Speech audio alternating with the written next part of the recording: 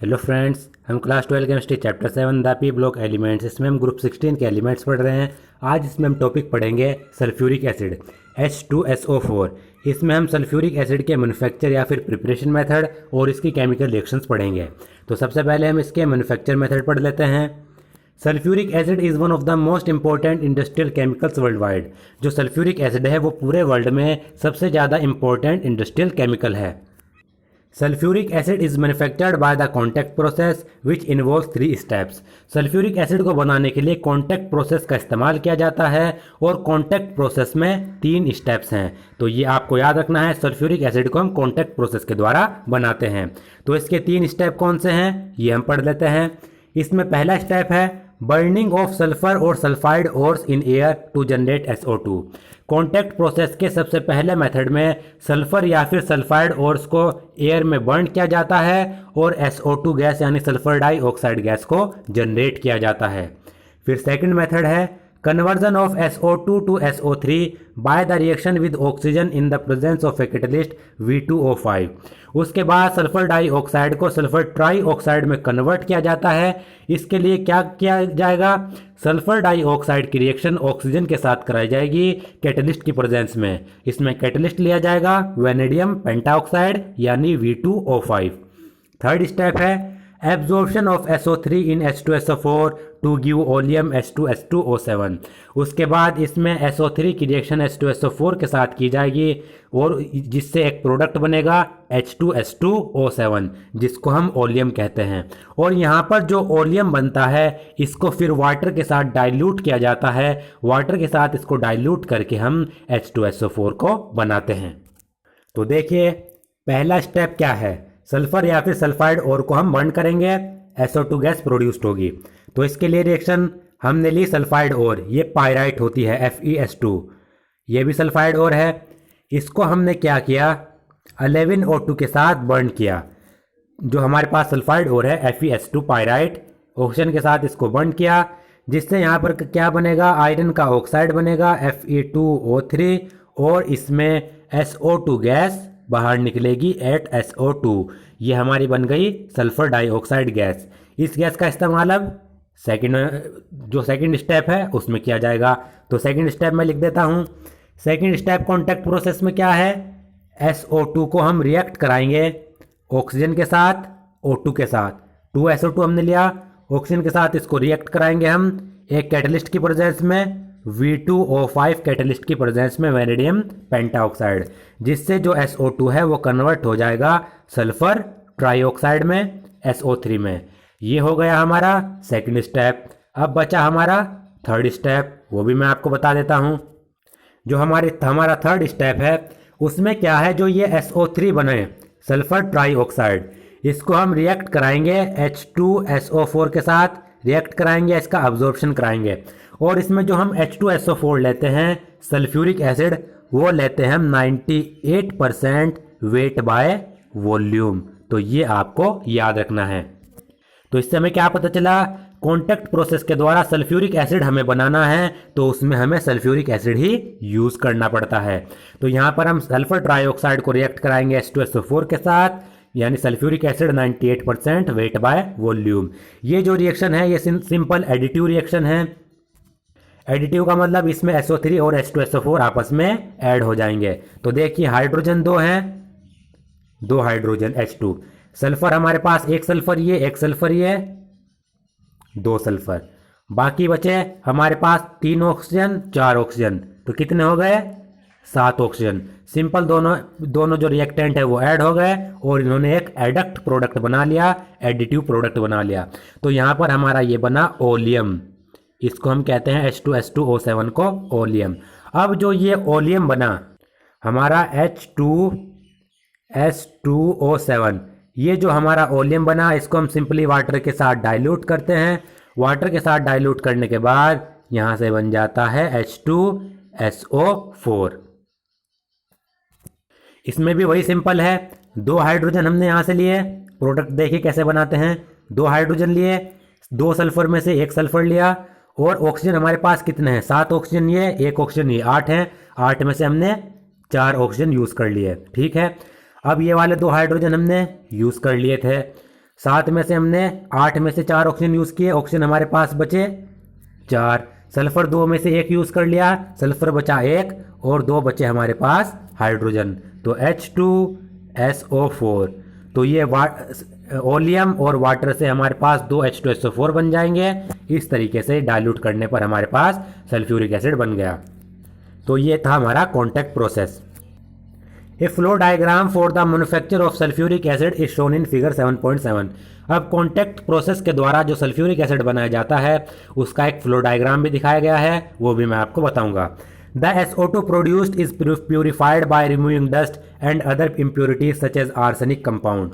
तो सबसे पहले जो SO2 बनती है, हमने जो लिया था सल्फाइड की ओर, उससे जो SO2 सल्फर डाइऑक्साइड गैस बनी, उसको सबसे पहले प्यूरिफाई किया जाता है।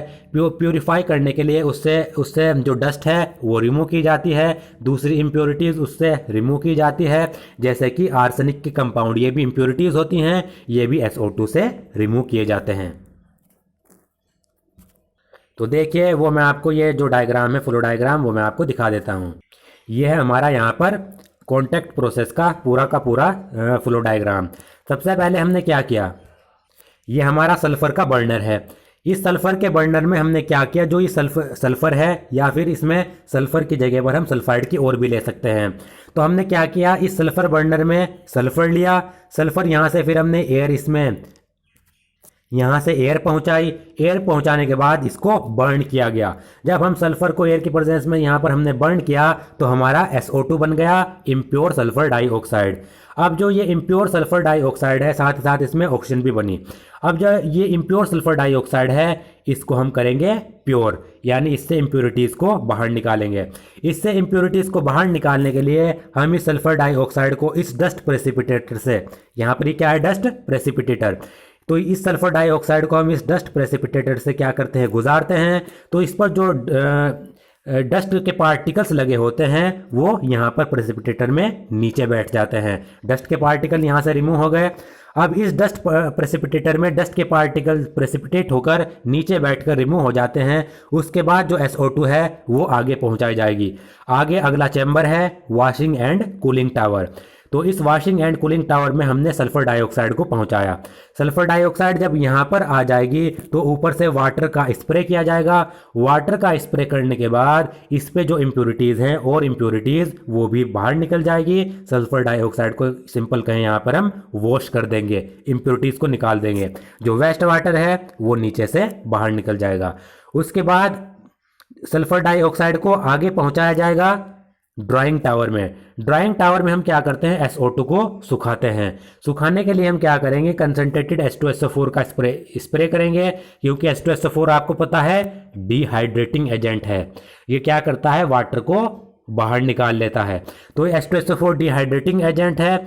तो ये क्या करेगा, यहाँ पर जो SO2 हमने पहुँचाई उसको डिहाइड्रेट कर देगा, उसको ड्राई कर देगा। ड्राइंग टावर से हमने सल्फर डाइऑक्साइड को ड्राई कर दिया। जो वेस्ट एसिड होगा उसको बाहर निकाल लिया जाएगा।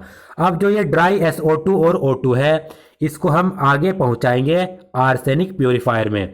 आर्सेनिक प्योरीफायर में होता क्या है, जो आर्सेनिक की अशुद्धियाँ होती हैं, इम्प्योरिटीज़ होती हैं, वो यहाँ से बाहर निकल जाएंगी इसमें।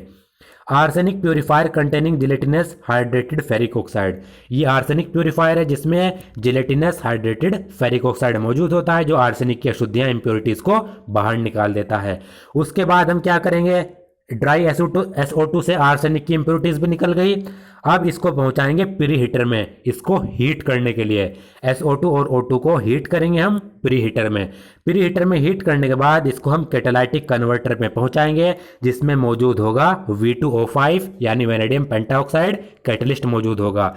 तो यहाँ पर ये रिएक्शन होगी, यहाँ पर SO2 से SO2 और O2 ये ड्राई ये रिएक्ट करेंगी और SO3 बनाएंगे सल्फर ट्राइऑक्साइड। तो कैटालाइटिक कन्वर्टर में रिएक्शन हुई, सल्फर ट्राइऑक्साइड यहाँ पर ये बन गया।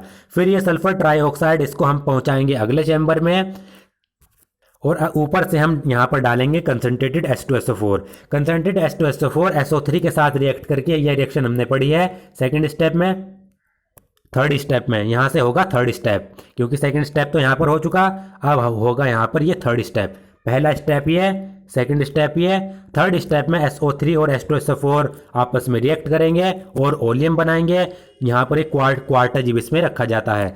अब यहाँ पर ये ओलियम बनेगा, ओलियम को हम यहाँ से बाहर निकाल देंगे H2H2O7। अब ये ओलियम बना, इसको वाटर के साथ डाइल्यूट कर देंगे, सिंपल हमें H2SO4 मिल जाएगा। एक बार फिर से बता देता हूँ, यहाँ पर ये फर्स्ट स्टेप, इसमें हम क्या करेंगे, सल्फर को बर्न करेंगे। सल्फर को बर्न करने के बाद इम्प्योर SO2 और O2 आ जाएगा।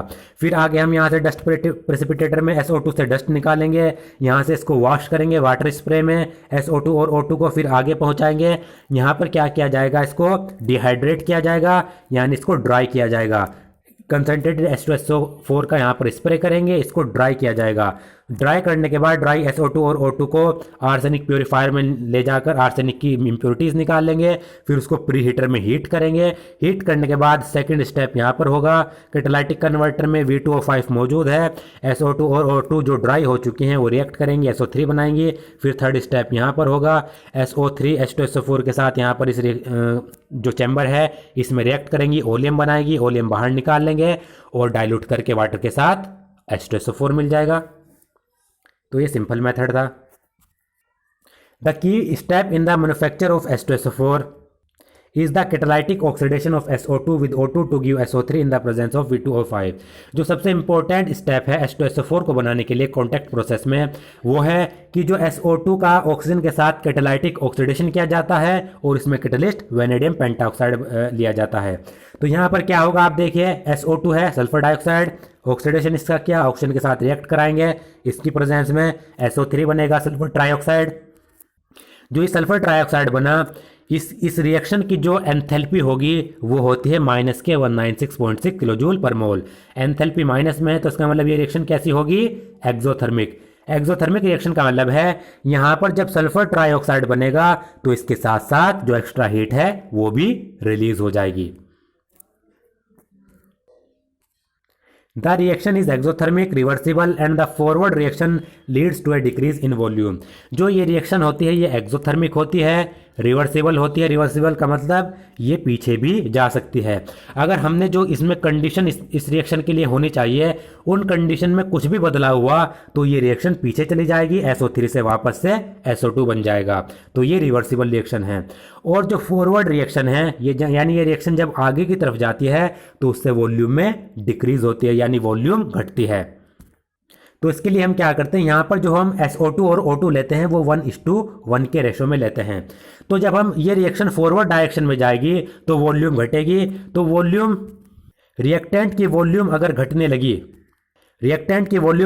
लगी तो ली चार्टर प्रिंसिपल के अनुसार ये रिएक्शन पीछे चली जाएगी, बैकवर्ड डायरेक्शन में आ जाएगी। तो इसके लिए करना क्या पड़ता है, O2 और SO2 की जो वॉल्यूम है वो 1:1 में रखनी पड़ती है। जो O2 है वो एनवायरनमेंट से लगातार इसमें सप्लाई करनी पड़ती है और जो O2 है उसको हम एक्सेस में भी नहीं लेते, 1:1 रेशो में लेते हैं। वॉल्यूम घटती है, उसके बाद इसको मेंटेन किया जाता है जिससे रिएक्शन फॉरवर्ड डायरेक्शन में और SO3 बने। Therefore, low temperature and high pressure are the favorable condition for maximum yield। तो इसलिए जो ये रिएक्शन एक्सोथर्मिक और रिवर्सिबल है, इस रिएक्शन के रिवर्सिबल नेचर के कारण क्या होता है, हमें SO3 की मैक्सिमम यील्ड लेनी है। हम चाहते हैं कि ये जो रिएक्शन है ये फॉरवर्ड डायरेक्शन में हो। तो इसके लिए जो कंडीशन है वो लो टेम्परेचर रखना पड़ता है और हाई प्रेशर रखना पड़ता है। जो लो टेम्परेचर और हाई प्रेशर की जो कंडीशन होती है वो ली चैटलर प्रिंसिपल के अनुसार मैक्सिमम यील्ड के लिए फेवरेबल कंडीशंस होती हैं। यानी अगर इस रिएक्शन में जो ये इंपॉर्टेंट स्टेप है, इस रिएक्शन में लो टेम्परेचर रखा जाएगा और हाई प्रेशर रखा जाएगा तो तभी SO3 की जो फॉर्मेशन है वो ज़्यादा से ज़्यादा होगी। तो इस रिएक्शन में अगर हमें SO3 ज़्यादा से ज़्यादा बनाना है तो लो टेम्परेचर रखना पड़ेगा और हाई प्रेशर रखना पड़ेगा। तो ये आपको याद रखनी है। But the temperature should not be very low, otherwise rate of reaction will become slow. लेकिन जो टेम्परेचर है वो हमें ज़्यादा लो नहीं रखना है, टेम्परेचर हमें ज़्यादा लो नहीं करना है। अगर हम टेम्परेचर को ज़्यादा ही लो कर देंगे तो रिएक्शन का रेट स्लो हो जाएगा। टेम्परेचर ज़्यादा लो रख कर देंगे तो SO3 तो बनेगा लेकिन रिएक्शन का रेट बहुत ही ज़्यादा स्लो हो जाएगा, रिएक्शन बहुत ही ज़्यादा स्लो हो जाएगी, बहुत ही ज़्यादा धीरे धीरे SO3 बनेगा। तो हम टेम्परेचर कितना रखें, तो ये यहाँ पर दी गई है। In practice the plant is operated at A pressure of 2 bar and a temperature of 720 kelvin. अगर हम प्रैक्टिकल बात करें तो जो ये मैन्युफैक्चर प्लांट होता है जहाँ पर ये H2SO4 बन रहा है कॉन्टैक्ट प्रोसेस के द्वारा, उस प्लांट में जो प्रेशर रखा जाता है वो 2 बार मेंटेन किया जाता है और टेम्परेचर 720 केल्विन मेंटेन किया जाता है। 720 केल्विन से अगर टेम्परेचर हम बहुत ही ज़्यादा नीचे कर देंगे तो SO3 तो फिर भी बनेगा लेकिन रिएक्शन स्लो हो जाएगी। 720 केल्विन पर रिएक्शन रेट भी सही रहती है रिएक्शन की और SO3 भी मैक्सिमम यील्ड में बनता है। तो कंडीशन आपको याद रखनी है, pressure 2 bar, temperature 720 kelvin. The SO3 gas from the catalytic converter is absorbed in concentrated H2SO4 to produce oleum। ये हम पढ़ चुके हैं। जो SO3 गैस बनी कैटालाइटिक कन्वर्टर में उसको कंसनट्रेटेड H2SO4 में अब्जॉर्ब किया जाता है और जिससे ओलियम बनता है। Dilution of oleum with water gives H2SO4 of the desired concentration. उसके बाद ओलियम को हम H2SO4 में डाइल्यूट कर देंगे और हमें ओलियम को हम वाटर में डाइल्यूट कर देंगे और हमें H2SO4 मिल जाएगा। In the industry, 2 steps are carried out simultaneously to make the process a continuous and also to reduce the cost। Industry में अगर हम बात करें तो जो 2 स्टेप्स हैं उनको लगातार किया जाता है, एक साथ किया जाता है, जिससे कि इस प्रोसेस को एक बनाया जा सके और जो इस प्रोसेस का कॉस्ट है उसको भी कम किया जा सके। यानी ये वाला स्टेप और जो ये वाला स्टेप है ये इंडस्ट्री में एक साथ किए जाते हैं जिससे कि इस H2SO4 के मैन्युफैक्चर के कॉस्ट को कम से कम किया जा सके, कॉस्ट को रिड्यूस किया जा सके और जो ये प्रोसेस है इसको लगातार किया जा सके एक साथ। अब ये स्टेप हम पढ़ चुके हैं। सल्फ्यूरिक जो सल्फर ट्राइऑक्साइड है इसको H2SO4 में अब्जॉर्ब किया जाएगा, ओलियम मिलेगा। The sulphuric acid obtained by contact process is 96 to 98% pure. Contact process के द्वारा जो सल्फ्यूरिक एसिड बन रहा है उसकी प्योरिटी होती है 96 to 98%। ये आपको याद रखना है। अब ये फिजिकल प्रॉपर्टीज हम सल्फ्यूरिक एसिड की पढ़ लेते हैं। यहाँ पर प्रॉपर्टीज दी गई है। Sulphuric acid is A colourless dense oily liquid with a specific gravity of 1.848 to 98 kelvin. Sulphuric acid एक कलरलेस डेंस और ऑयली लिक्विड होता है, इसकी स्पेसिफिक ग्रेविटी होती है 1.84। स्पेसिफिक ग्रेविटी हम निकालते हैं density of substance upon density of any reference material. किसी भी रेफरेंस मटेरियल के रेस्पेक्ट में रेशो, ऊपर लेंगे हम सब्सटेंस की डेंसिटी, नीचे लेंगे किसी भी रेफरेंस मटेरियल की डेंसिटी, जनरली वाटर की लेते हैं। इन दोनों का जो रेशो आएगा वो कहलाता है स्पेसिफिक ग्रेविटी। तो स्पेसिफिक ग्रेविटी इसकी इतनी होती है। The acid freezes at 283 kelvin and boils at 611 kelvin. Freezing point इसका 283 केल्विन है, बॉइलिंग पॉइंट 611 केल्विन है। It dissolve in water with the evolution of a large quantity of heat.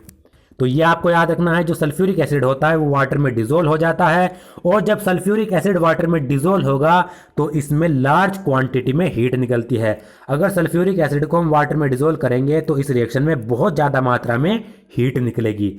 Hence care must be taken while preparing sulfuric acid solution from concentrated sulfuric acid। तो जब भी हम concentrated sulphuric acid से sulphuric acid का solution हम बनाते हैं, उसमें वाटर ऐड करते हैं, तो क्या होगा, इस रिएक्शन को करते समय बहुत ज़्यादा केयर करनी पड़ती है, क्योंकि जब ये आपस में रिएक्ट करेंगे, डिजोल्व होगा वाटर में सल्फ्यूरिक एसिड, तो क्या होगा, इसमें बहुत ज़्यादा मात्रा में हीट निकलेगी।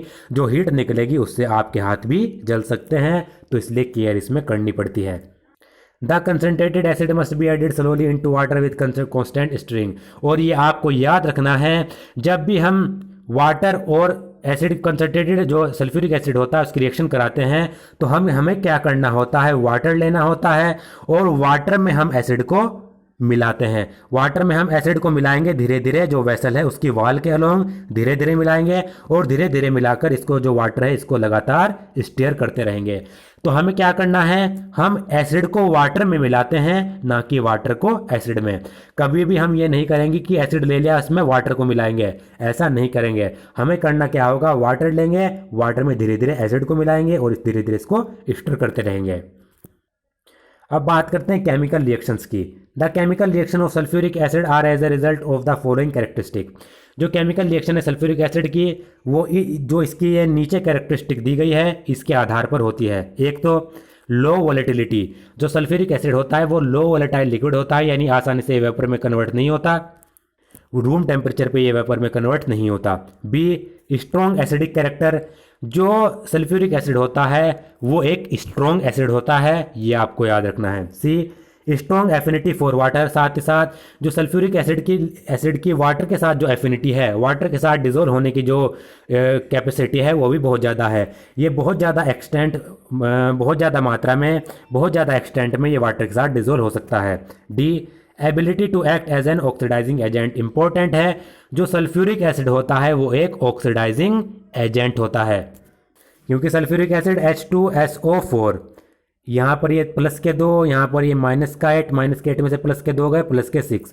सल्फ्यूरिक एसिड में सल्फर के ऊपर ऑक्सीडेशन स्टेट होती है प्लस के 6। अब ये जो सल्फर की मैक्सिमम ऑक्सीडेशन स्टेट कितनी होती है, प्लस के 6, आगे तो ये नहीं जा सकता।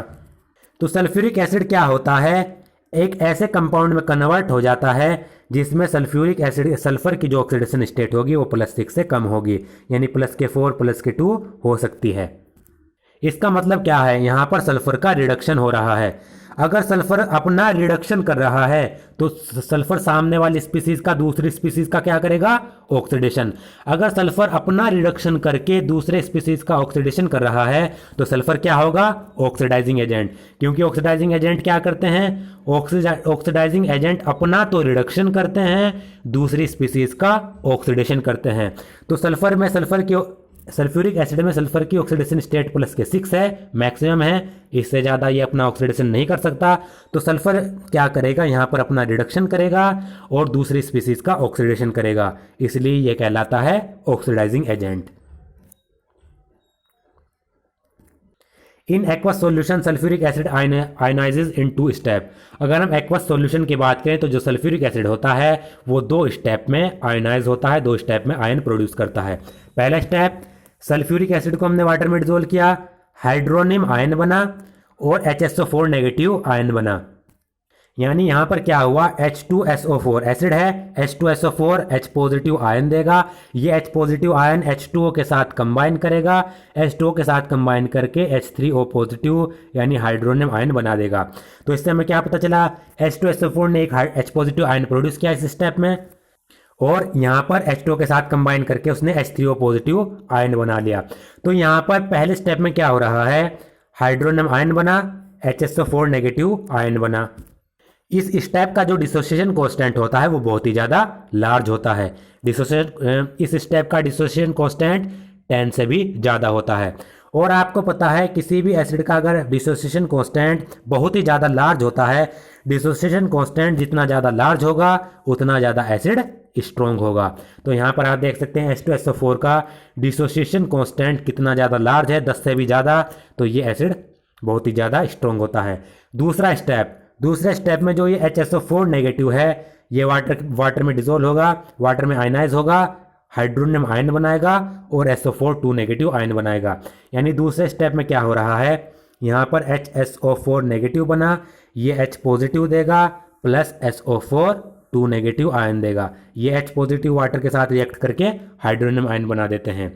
तो यहाँ पर आपने देखा पहले स्टेप में H2SO4 था, ये आयनाइज हुआ H पॉजिटिव में और HSO4 नेगेटिव में। अब ये HSO4 नेगेटिव दूसरे स्टेप में फिर आयनाइज होगा, दूसरे स्टेप में आयनाइज होने के बाद H पॉजिटिव और SO4 2 नेगेटिव बना देगा। इसका मतलब हमें क्या पता चला, जो सल्फ्यूरिक एसिड है वो 2H पॉजिटिव देता है, 2 हाइड्रोजन आयन देता है। तो सल्फ्यूरिक एसिड को हम सीधे सीधे किस तरीके से आयनाइज कर सकते हैं, H2SO4 2H पॉजिटिव देगा प्लस SO4 2 नेगेटिव आयन में टूटेगा। अब ये जो दूसरी रिएक्शन हमने पढ़ी इसका डिसोसिएशन कांस्टेंट होता है 1.2 इंटू 10⁻²। यानी जो पहला स्टेप हो रहा है उसमें डिसोसिएशन कांस्टेंट उसका ज़्यादा, दूसरे स्टेप का डिसोसिएशन कांस्टेंट कम है। इन दोनों का Ka1 और Ka2 का जो ओवरऑल डिसोसिएशन कांस्टेंट होता है वो भी लार्ज होता है। इन दोनों का एवरेज हम लेंगे वो भी लार्ज होगा ओवरऑल। अगर H2SO4 का डिसोसिएशन कांस्टेंट लार्ज होगा तो वो एसिड स्ट्रॉन्ग होगा। तो यहाँ पर H2SO4 का डिसोसिएशन कांस्टेंट लार्ज है तो H2SO4 एक क्या होता है, स्ट्रॉन्ग एसिड होता है। तो ये आपको याद रखना है। The larger value of Ka greater than 10 means that H2SO4 is largely dissociated into H positive and HSO4 negative। तो आप देख सकते हैं जो पहला स्टेप है, पहले स्टेप का डिसोसिएशन कांस्टेंट ज़्यादा है, दूसरे स्टेप का डिसोसिएशन कांस्टेंट कम है। पहले स्टेप का डिसोसिएशन कांस्टेंट ज़्यादा है, इसका मतलब क्या है कि जो H2SO4 है वो ज़्यादातर टूटता है H पॉजिटिव आयन में और HSO4 नेगेटिव आयन में, ज़्यादातर वो इसमें टूटता है। Greater the value of dissociation constant the strongest is the acid. जितनी ज़्यादा वैल्यू डिसोसिएशन कांस्टेंट की होगी उतना ज़्यादा एसिड स्ट्रोंग होता है। तो इससे हमें क्या पता चला कि ए की वैल्यू इतनी ज़्यादा है, इसका मतलब H2SO4 ज़्यादातर H पॉजिटिव और HSO4 नेगेटिव में टूटेगा, वो ज़्यादातर इन आयंस में नहीं टूटता। The acid form two series of salt, normal sulfate such as sodium sulfate and copper sulfate and acid sulfate, for example sodium hydrogen sulfate। अब जो H2SO4 है वो दो प्रकार के सोल्ट बनाता है। नॉर्मल सल्फेट भी बना सकता है जैसे कि सोडियम का सल्फेट हो गया, कॉपर का सल्फेट हो गया, या फिर वो एसिड सल्फेट भी बना सकता है जैसे कि सोडियम हाइड्रोजन सल्फेट। यानी H2SO4 दो प्रकार के बनाएगा, जैसे कि सोडियम सल्फेट Na2SO4 इस प्रकार के सल्फेट भी बनाता है, कॉपर सल्फेट CuSO4 इस प्रकार के सल्फेट भी बनाता है, ये होता है नॉर्मल सल्फेट। और जो H2SO4 है वो एसिडिक सल्फेट भी बनाता है जैसे कि sodium NaHSO4 sodium hydrogen sulphate, इस प्रकार के सल्फेट भी वो बनाता है, ये भी आपको याद रखना है। अगली है reaction sulphuric acid because of its low volatility can be use to manufacture more volatile acid from their corresponding salt. जो सल्फ्यूरिक एसिड होते हैं उनकी वोलेटिलिटी लो होती है, ये रूम टेम्परेचर पर वेपर में कन्वर्ट नहीं होते हैं। तो इसके कारण क्या होता है, सल्फ्यूरिक एसिड का इस्तेमाल हम दूसरे वोलेटाइल एसिड को बनाने के लिए भी कर सकते हैं। इसके लिए हम क्या करते हैं, तो यहाँ पर ये रिएक्शन दी गई है। हमने क्या लिया 2mx, यानी किसी भी मेटल का हमने सोल्ट लिया, जैसे कि हमने यहाँ पर ले लिया NaCl, M का मतलब है मेटल, X का मतलब हैलोजन। तो मान लीजिए हमने कोई भी सोल्ट लिया 2NaCl, इसकी रिएक्शन हम कराते हैं H2SO4 के साथ, यानी सल्फ्यूरिक एसिड के साथ। H2SO4 के साथ इसकी हमने रिएक्शन कराई, तो इसमें होता क्या है, इसमें HX बनता है, यानी इसमें एक और एसिड बनता है। HX मतलब यहाँ पर 2H और X का मतलब Cl, HCl बना प्लस M2SO4 यानी Na2SO4, ये बना सल्फेट। यहाँ पर जो ये हमारा एसिड बना HCl, ये जो एसिड होगा ये ज़्यादा वोलेटाइल होगा। यहाँ पर हमने एसिड लिया H2SO4, ये होता है लो वोलेटाइल, तो इस लो वोलेटाइल एसिड का इस्तेमाल करके हमने क्या बनाया, एक वोलेटाइल एसिड बना दिया। तो इस तरीके से ये रिएक्शन होगी। ये लो वोलेटाइल एसिड हमने लिया, यहाँ पर हमने किसी भी मेटल का सोल्ट लिया, MX का मतलब मेटल और ये X मतलब हैलोजन, NaCl हमने लिया, H2SO4 लिया हमने, तो इससे हमारा बनेगा MX, इससे हमारा बनेगा HX, यहाँ पर ये वोलेटाइल एसिड हमारा बन जाएगा HCl, और यहाँ पर Na2SO4 सोडियम सल्फेट हमारा बन जाएगा। तो लो वोलेटाइल एसिड से हमने वोलेटाइल एसिड का फॉर्मेशन किया। अब यहाँ पर देखिए ये इसकी जनरल इक्वेशन दे रखी है 2mx प्लस H2SO4, इससे प्रोडक्ट बना 2HX और M2SO4। M यहाँ पर कोई भी मेटल हो सकता है और X हैलोजन के एटम भी हो सकते हैं या फिर NO3 भी हो सकता है। अगली केमिकल रिएक्शन है concentrated sulphuric acid is a strong dehydrating agent. जो कंसनट्रेटेड सल्फ्यूरिक एसिड है वो एक स्ट्रॉन्ग डिहाइड्रेटिंग एजेंट होता है। डिहाइड्रेटिंग एजेंट का मतलब है ये वाटर को रिमूव कर देता है। Many wet gases can be dried by passing them through sulfuric acid provided the gases do not react with the acid। बहुत सारी ऐसी वेट गैसेज हैं जिसमें H2O की मात्रा होती है, उनको ड्राई करने के लिए सल्फ्यूरिक एसिड का इस्तेमाल किया जाता है। बस इसमें एक कंडीशन है, जो गैसेज हैं वो सल्फ्यूरिक एसिड के साथ रिएक्ट ना करें। ऐसी वेट गैसेज हमें लेनी है जो सल्फ्यूरिक एसिड के साथ रिएक्ट ना करती हों, तब हम उनको क्या कर देंगे, या फिर ऐसी कंडीशन प्रोवाइड कराएंगे जिससे गैस सल्फ्यूरिक एसिड के साथ रिएक्ट ना करें, तब वो जो वेट गैसेज हैं उनको ड्राई किया जा सकता है, डिहाइड्रेट किया जा सकता है। Sulphuric acid removes water from organic compound, it is evident bye it's carrying action on carbohydrate. जो सल्फ्यूरिक एसिड होते हैं वो ऑर्गेनिक कंपाउंड से भी वाटर को रिमूव कर देते हैं। आप यहाँ पर देख सकते हैं हमने लिया सुक्रोज। अब यहाँ पर सबसे पहले एक टर्म आया चेरिंग एक्शन। चेरिंग एक प्रोसेस होता है जिसके द्वारा किसी भी सॉलिड को हीट प्रोवाइड करके उसका इनकम्प्लीट कंबशन किया जाता है। तो आप यहाँ पर देख सकते हैं कार्बोहाइड्रेट्स पर जो चेरिंग एक्शन होता है उससे भी हमें सल्फ्यूरिक एसिड के डिहाइड्रेटिंग एजेंट के रूप में पता लगता है, डिहाइड्रेटिंग इफेक्ट का पता लगता है।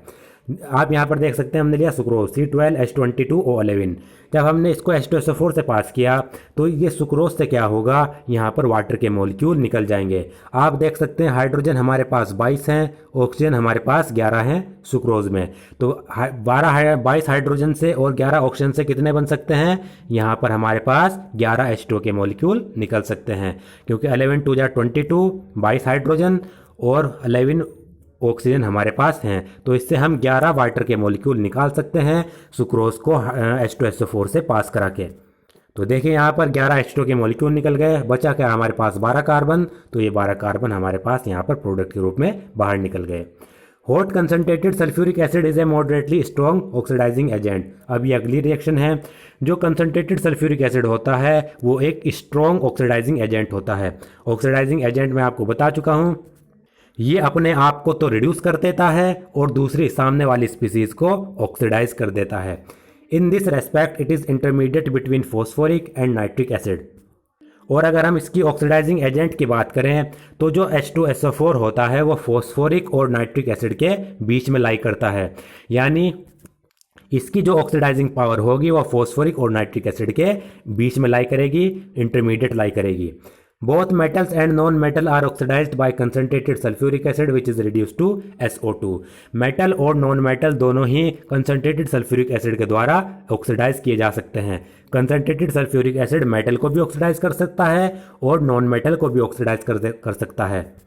और जैसा कि मैंने आपको बताया, कंसनट्रेटेड सल्फ्यूरिक एसिड सामने वाली स्पीसीज को ऑक्सीडाइज करेगा और खुद रिड्यूस हो जाएगा। अब H2SO4 किस में रिड्यूस होगा, H2SO4 रिड्यूस होता है SO2 में। तो आप यहाँ पर देख सकते हैं सल्फर के पास यहाँ पर इसके ऑक्सीडेशन स्टेट प्लस के 6 है H2SO4 में, SO2 में सल्फर की ऑक्सीडेशन स्टेट होगी प्लस के 4। तो ऑक्सीडेशन स्टेट घट रही है, इसका मतलब H2SO4 अपना तो रिडक्शन कर रहा है, सामने वाली स्पीसीज का ऑक्सीडेशन करेगा। तो यहाँ पर देख सकते हैं हमने मेटल लिया कॉपर, H2SO4 कंसनट्रेटेड के साथ इसकी रिएक्शन कराई। तो यहाँ पर क्या होगा, कॉपर सल्फेट बनेगा और यहाँ पर ये जो H2SO4 है ये अपना रिडक्शन करा लेगा SO2 में। आप यहाँ पर देखें, यहाँ पर कॉपर की ऑक्सीडेशन स्टेट 0 है और यहाँ पर कॉपर की ऑक्सीडेशन स्टेट प्लस के 2 है। तो 0 से प्लस के 2 में ऑक्सीडेशन स्टेट जा रही है, इसका मतलब कॉपर का तो ऑक्सीडेशन हो रहा है और H2SO4 से SO2 बन रहा है। यहाँ पर सल्फर की +6, यहाँ पर के प्लस के 4, तो ऑक्सीडेशन स्टेट घट रही है, यानी यहाँ पर ये रिडक्शन, H2SO4 अपना रिडक्शन कर रहा है और मेटल का ऑक्सीडेशन कर रहा है। और जब भी H2SO4 क्या करेगा, ऑक्सीडेशन रिएक्शन करेगा, तो उसमें SO2 और H2O जरूर बनेंगे। जैसे कि यहाँ पर आप देखें सल्फर हमने लिया, ये नॉन मेटल है, H2SO4 के साथ इसकी रिएक्शन कराई, तो यहाँ पर क्या होगा, SO2 बनेगा 3SO2 और यहाँ पर 2H2O के मॉलिक्यूल बनेंगे। इसी तरीके से कार्बन की रिएक्शन हमने कराई 2H2SO4 के साथ, ये भी नॉन मेटल है, कार्बन कन्वर्ट हो जाएगा CO2 में, यानी इसका ऑक्सीडेशन हो जाएगा। यहाँ पर 0 थी इसकी और यहाँ पर हो गई इसकी कार्बन की प्लस के 4। इसी तरीके से H2SO4 से SO2 बन जाएगा, यानी इसका रिडक्शन हो जाएगा। तो ये इसकी ऑक्सीडेशन रिएक्शन थे, ये आप यहाँ पर देख सकते हैं। अब बात करते हैं हम यूजेस की। Sulphuric acid is a very important industrial chemical. Sulphuric acid बहुत ही ज़्यादा इंपॉर्टेंट इंडस्ट्रियल केमिकल होता है, इसको किंग ऑफ ऑयल भी कहते हैं, किंग ऑफ केमिकल्स के नाम से भी ये जाना जाता है। An essence industrial strength can be just by the quantity of sulphuric acid it produces and consume. किसी भी देश की जो इंडस्ट्रियल स्ट्रेंथ होती है, यानी उनकी इंडस्ट्रीज कितनी ज़्यादा स्ट्रॉन्ग होती है, इसको मेज़र करने के लिए सल्फ्यूरिक एसिड का इस्तेमाल किया जाता है। यानी वो देश कितना सल्फ्यूरिक एसिड बना रहा है और कितना सल्फ्यूरिक एसिड कंज्यूम कर रहा है, इसके आधार पर इंडस्ट्रियल स्ट्रेंथ को मेज़र किया जाता है। तो देखिए कितना ज़्यादा इंपॉर्टेंट है। It is needed for the manufacture of 100 of other compound and also in many industrial processes. जो सल्फ्यूरिक एसिड होता है ये बहुत सारे दूसरे कंपाउंड को बनाने के लिए इस्तेमाल किया जाता है और बहुत सारे इंडस्ट्रियल प्रोसेसेस में भी इस्तेमाल किया जाता है। The bulk of sulphuric acid produced is used in the manufacture of fertilizer. ज़्यादातर जो सल्फ्यूरिक एसिड बनेगा वो फर्टिलाइजर को बनाने के लिए इस्तेमाल किया जाता है। जैसे कि अमोनियम सल्फेट को बनाने के लिए H2SO4 यूज़ होगा, सुपर फॉस्फेट को बनाने के लिए यूज़ होगा।